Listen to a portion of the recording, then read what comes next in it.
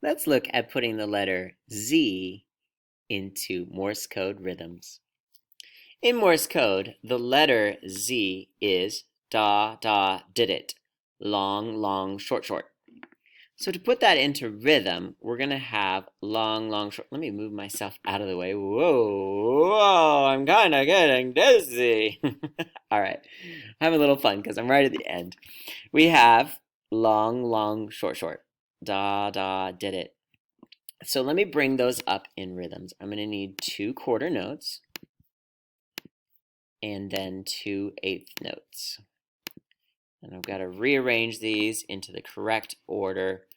So we're going to have long, short, short, and then long.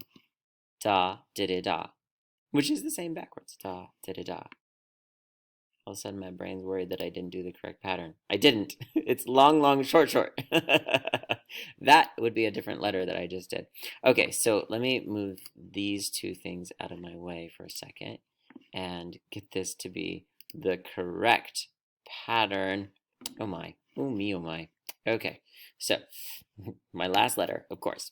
We are going to have the quarter note also showing up, and we're going to have 2 quarter notes followed by 2 eighth notes. And it's going to be da, da, did it. That is the letter Z.